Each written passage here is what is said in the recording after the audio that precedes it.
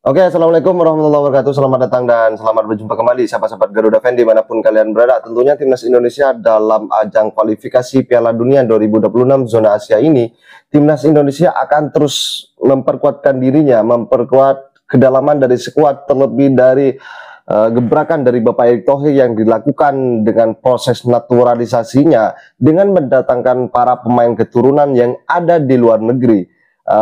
Seperti yang sudah kita melihat bersama dan menikmati bagaimana program itu terjadi di timnas Indonesia.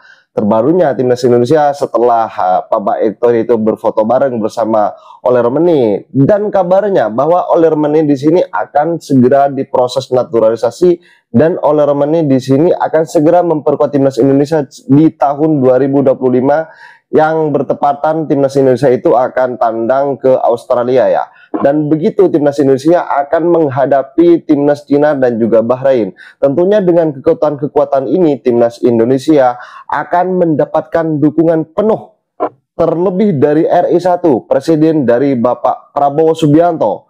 Bapak Prabowo Subianto sebagai presiden dari negara Indonesia ini tentunya akan menyuplai dan juga mensupport bagaimana timnas Indonesia yang menjadi mimpi untuk mentas di Piala Dunia. Entah kalau orang-orang dari pembenci atau orang-orang yang suka kritikusnya tidak realistis dengan apa itu ya, dengan permainan dan juga bagaimana timnas Indonesia saat ini berjuang. Mereka yang tidak suka, apakah mereka benci semata-mata atau mereka ingin melengsarkan Bapak Erick Thohir dari kepengurusan PSSI saat ini?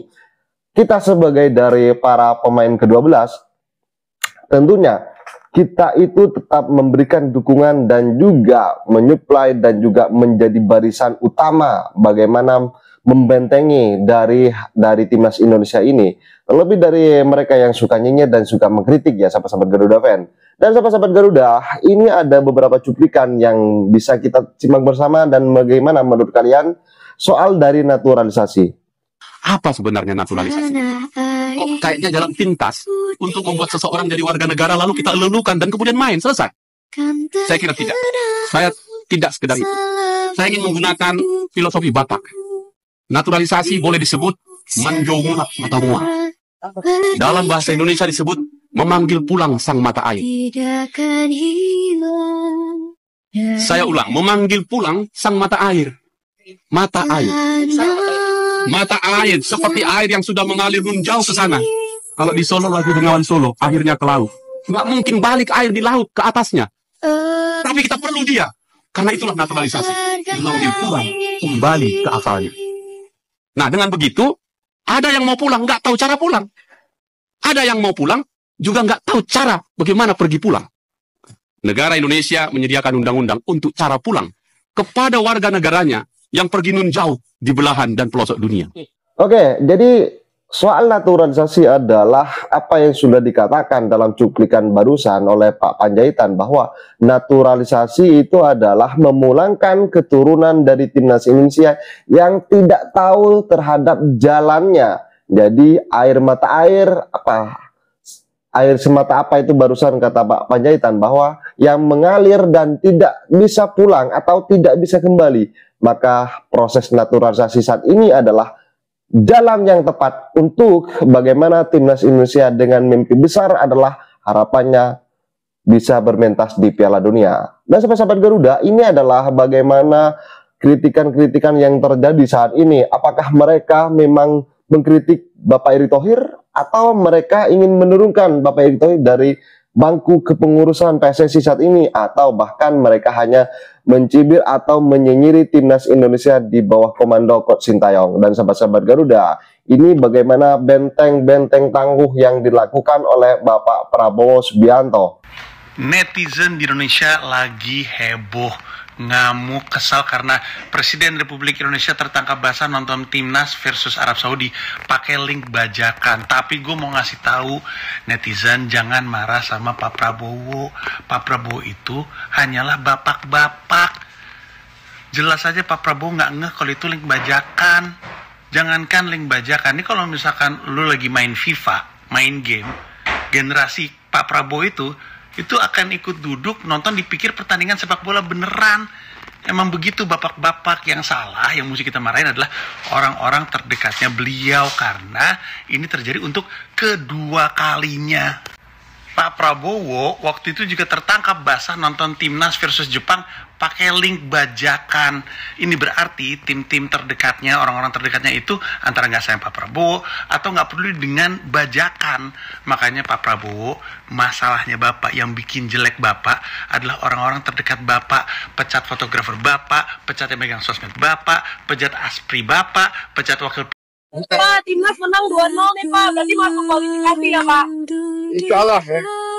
Saya nggak tahu hitungannya tadi. Terima kasih. Tapi Bapak nonton di mobil ya Pak? Iya, terima kasih tim nasional. Luar biasa. Terima kasih.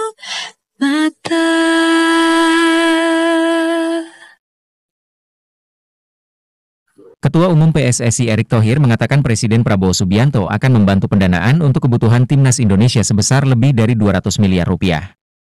Erick juga menyampaikan, untuk surat bantuan pendanaan secara tertulis telah dikirim ke Presiden Prabowo dan Menteri Keuangan Sri Mulyani Indrawati.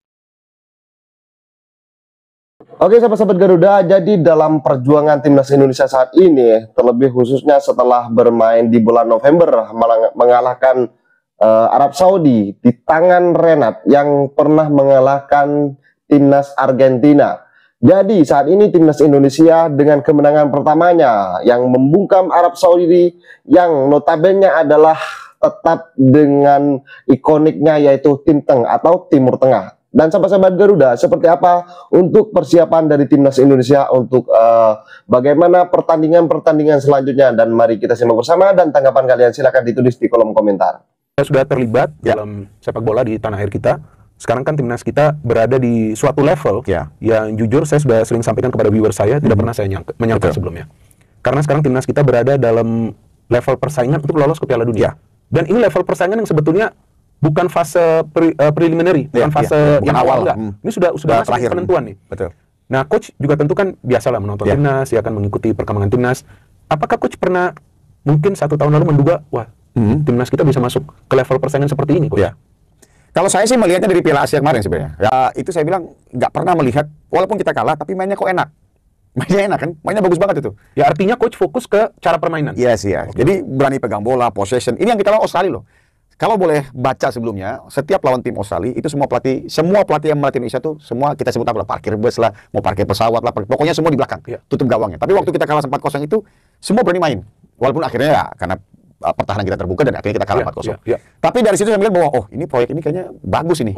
Gitu. Walaupun memang ya semua berkata begini-begini, tapi bagi saya ini proyek yang akan menaikkan sepak bola kita.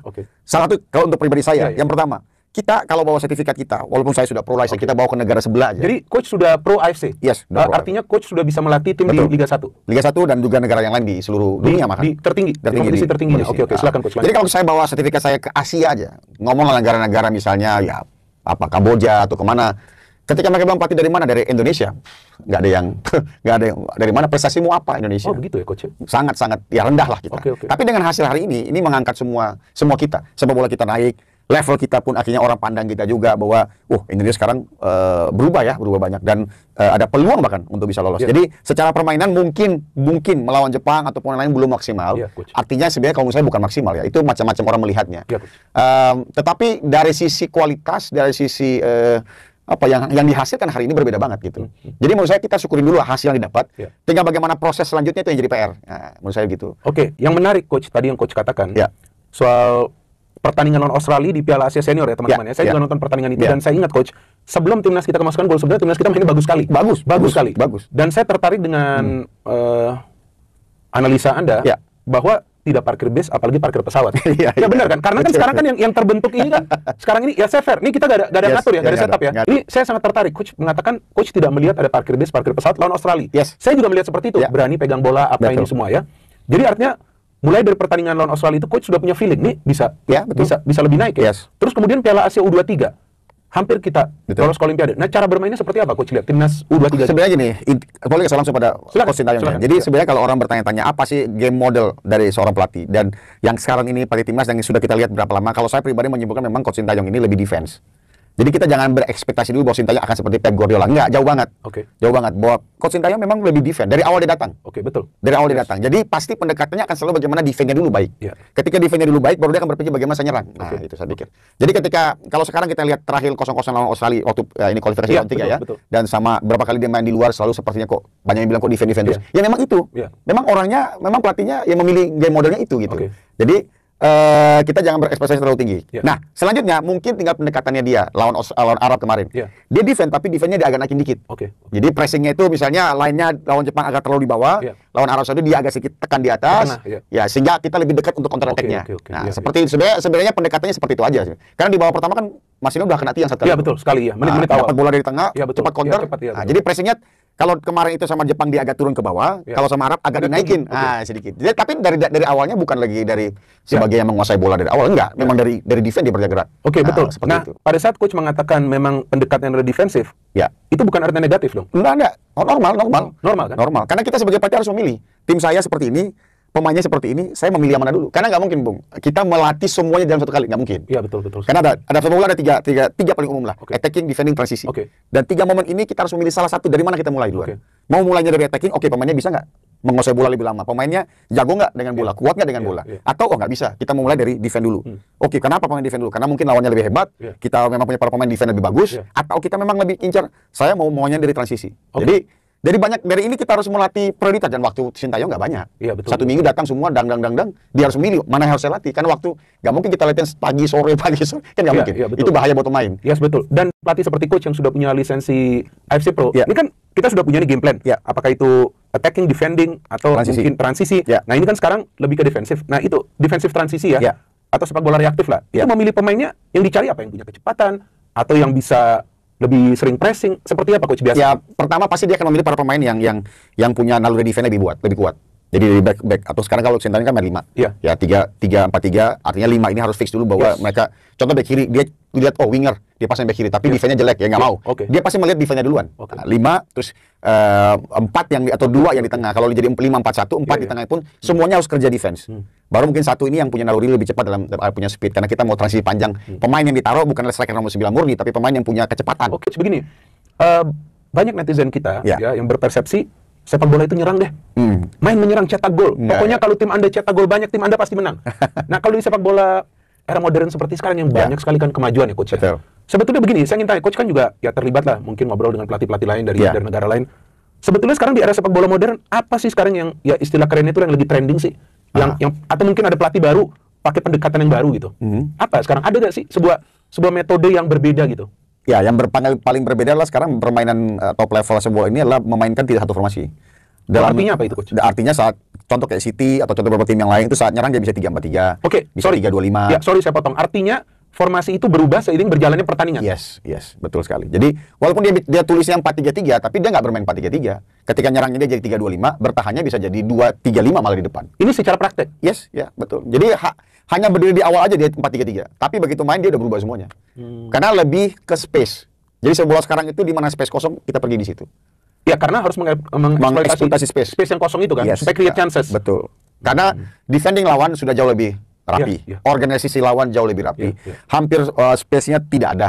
Jadi tugas tim nyeranglah menciptakan space supaya space ada. Kalau untuk menciptakan space kita harus berotasi dengan beberapa formasi. Sedangkan kalau bicara defense, saya harus menutup semua space yang ada supaya jangan tereksploitasi. Jadi selalu berlawanan lah. Jadi selalu berubah seiring berjalannya pertandingan. Bertahan pun juga akhirnya dari 4-3-3 bisa jadi 6-3-1 malah. Oh begitu ya coach. Tergantung lawannya wingback-nya naik apa enggak. Kalau wingback-nya naik, winger suruh turun. Ya, suruh turun, suruh nutup semua. Jadi 6 orang tuh berjajar semuanya. Jadi sisi lain kalau kita mungkin anak 80-an, 90-an ya, sepak bola sekarang memang mohon maaf nggak menarik lagi sebenarnya. Banyak yang mengatakan seperti itu. Nonton Piala Dunia aja, alah bosan kali. Tapi ya memang itu yang terjadi sepak bola sekarang. Jadi artinya sepak bola sekarang ini sudah high level analysis. Yes. Apapun pokoknya dianalisa. Betul. Bahkan komentator ngomong apapun dianalisa sekarang. Karena ketika nonton bola dipaksa mikir. Kok nggak bisa tembus-tembus ya? Kok begitu dia ya? Gitu kan. Kalau dulu kan Ronaldinho pegang bola lewat pokoknya. Sekarang udah sedikit. Nggak bisa kayak gitu. Dan sebetulnya Marcelino skillnya bagus ya, tapi sulit melawan tim-tim yang organisasinya bagus. Akan sulit. Betul. Oke coach, sekarang saya ingin menanyakan tentang peluang timnas kita. Sekarang timnas kita berada di untuk sementara peringkat nomor 3. Yes. Ya, kita ada pertandingan lawan Australia, kemudian lawan Bahrain, lawan China, last lawan Jepang ya. Kita kan belum tahu nanti pemain mana available. Ya kita harapkan semua pemain fit lah ya. Ada pemain yang saya tahu tidak akan bisa bermain lawan Australia. Coach sejauh ini sudah melihat permainan dari timnas, ya. Menurut Coach seperti apa peluangnya bagi timnas kita? Ya kita, kalau banyak kan yang mengatakan ya paling tidak bisa lolos lah ke round 4 lah kita. Ya kan lolos, nanti di sana kita lihat lawan-lawannya, tim-timan lagi. Nah kalau menurut Coach, dengan sekarang perubahan yang terjadi lawan Arab Saudi dan kita harapkan bagus, ya kan ini kan masih ada beberapa bulan lagi dan nanti akan ditambah lagi pemain kita yang bermain di Eropa. Yang menurut saya gimana menurut Coach dengan pemain-pemain kita yang bermain di Eropa? Sebenarnya dulu saya pernah berpikir bahwa Indonesia bisa ke Piala Dunia dengan pemain yang bermain di luar. Yang benar Coach. Udah lama saya pikir itu. Dengan pemain-pemain keturunan kita yang bermain di luar. Tidak ada keturunan. Kita berpikir kita berangkat dari usia muda. Kita berpikir bagaimana cara ciptakan pemain yang bisa bermain di luar. Oh, bermain di luar negeri. Marcelino, misalnya seperti Egy kemarin atau Arhan sekarang, tapi dapat menit bermain ya. Nah, tapi kan itu lama sekali mencapai sana kan. Ya mungkin solusinya udah yang ada di sekarang di luar dipanggil aja. Ya dan itu terbukti meningkatkan level permainan kita dan mereka semua berdarah Indonesia. Yes. Ya kan jadi Coach termasuk yang bangga juga dengan sekarang dan kita. Ya gak ada masalah sih. Gak ada masalah. Dan memang itu yang harus dilakukan untuk target itu. Iya betul. Oke Coach, sekarang kalau menurut Coach gimana peluangnya dari timnas kita Coach? Ya, Coach boleh saya realistis sih dengan 4 game terakhir. Ya, pertama jangan kalah lawan Australia. Oke, jadi kuncinya itu dulu. Yang pertama nanti di Maret. Betul. Jangan kalah lawan Australia. Kedua ya otomatis lah di home game harus menang. Gak ada pilihan lain. Yang terakhir pun berusaha semaksimal mungkin jangan kalah sama Jepang di walaupun main di Jepang. Nah, iya itu. Mudah-mudahan Jepang udah lolos. Ini taktikal aja istilahnya. Jepang udah lolos mudah-mudahan. Kita nggak minta Jepang kasih sih sebenarnya. Tapi dengan Jepang lolos misalkan dia mau coba pemain barunya dia. Bisa juga. Kita nggak tahu. Karena itu bisa jadi last game kan. Nah, jadi kalau ini misalnya itu jalan dengan baik ya saya sih masih yakin bisa 3 malah. Di 3 terus kita masuk ke round 4. Iya. Kalau round 2 rasanya sulit. Iya, rasanya sulit. Cuma peringkat 2 rasanya sulit. Iya, rasanya sulit. Ya maksimal 3, minimal 4 kan gitu. Minimal 4. Ya jadi itu yang realistis ya. Ya jadi artinya jalurnya sudah benar dong sekarang. Ya sudah benar, tapi harus tambah striker otomatis. Striker yang Ole katanya. Ole ini akan tapi kan nggak cuma satu. Kalau Olenya nggak jalan terus siapa? Panggil Ola. Nggak mungkin. Artinya perlu tambahan lagi striker. Ya harus 2 orang. Harus 2 orang. Maksudnya ya kita juga nggak tahu nanti dia akan kan apapun masih bisa terjadi. Betul. Oke. Ya karena harus diakui, mohon maaf bahwa memang pemain-pemain yang berada di Liga 1 ini kan kita banyak juga pemain asing. Kadang-kadang misalnya Sananta hoki, untunglah hoki di klub dia bikin gol dia main terus. Iya betul. Nah, tapi kan tidak menjamin dia juga. Kalau nanti datang lagi putaran 2 pemain asing lagi, kadang-kadang pemain lokal kita ini ya terkalahkan oleh hal itu karena semua pelatih di klub mau menang, nggak ada yang mau kalah. Betul. Targetnya juga tinggi. Kalau dia kalah dipecat, iya betul. Jadi dia juga harus mempertaruhkan diri dia kan gitu. Betul. Iya. Jadi saya pikir ya PSSI pasti sudah berpikir itu. Iya. Dan harus ada pelapisnya kan gitu. Ya nggak apa-apa nanti biar Sananta hoki semua bersaing dengan Ole, mungkin ada lagi yang lain dan normal aja. Iya betul. Saya setuju apa yang dikatakan oleh Coach Ricky Nelson ya, teman-teman, bahwa persaingan itu ya itu bukan berarti menyulitkan para pemain kita yang bermain Liga 1. Oke, sahabat-sahabat Garuda Fan, saya rasa cukup statement barusan. Jadi bagaimana tanggapan kalian? Silahkan ditulis di kolom komentar dan jangan lupa like dan subscribe channel ini agar kalian tidak ketinggalan informasi penting khususnya Timnas Indonesia.